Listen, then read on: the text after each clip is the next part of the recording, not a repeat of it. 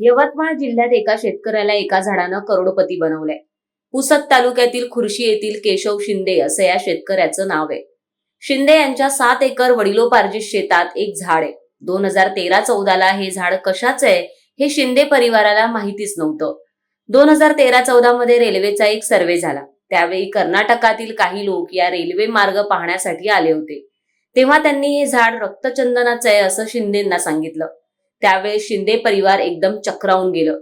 काही दिवसांनी रेल्वेनं या झाडासकट जागेचं भूसंपादन केलं, मात्र या झाडाचं मूल्य देण्यास टाळाटाळ केली। त्यामुळे या परिवारानं या झाडाचं खासगीतून मूल्यांकन काढलं।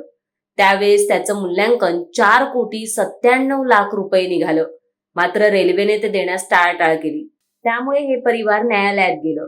न्यायालयानं या झाडाच्या मूल्यांकनाच्या मोबदल्यात 1 कोटी रुपये जमा करण्याचे आदेश रेल्वेला दिले, तर हे पैसे काढण्याची परवानगी शिंदे परिवाराला देण्यात आली। सुरुवातीला शिंदे कुटुंबानं खासगी अभियंत्याकडून रक्तचंदनाच्या झाडाचं मूल्यांकन काढलं, मात्र ते जास्त असल्यानं रेल्वेनं त्याकडे दुर्लक्ष केलं।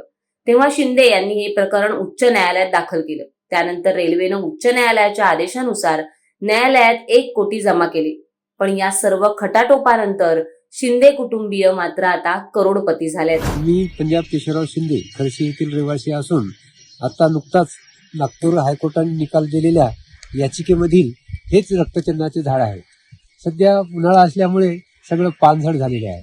सदर रक्तचंदनाचं मूल्यांकन वन विभागाला उभ्या झाडाचं करताना आल्यामुळे अवॉर्डमध्ये घेण्यात न आल्यामुळे आम्ही याचिका दाखल नाईलाजास्तव आम्हाला उच्च न्यायालय नागपूर येथे याचिका दाखल करणे भाग पडले।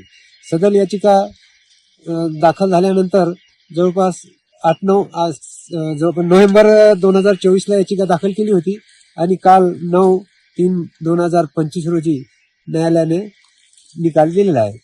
सदर निकाल आदेशानुसार न्यायालयात वन विभागाने 1 करोड रुपये ॲडव्हान्स स्वरूपात भरलेला आहे आणि मूल्यांकनाची डेट त्याला 7/7/2025 दिली आहे। 7/7/2025 पर्यंत जर त्यांनी मूल्यांकन नाही दिलं तर उर्वरित 50 लाख रुपये आमच्या खात्यात वळती करणार आहेत। सध्या 50 लाख रुपये न्यायालयात जमा ठेवण्यात आलेले आहेत।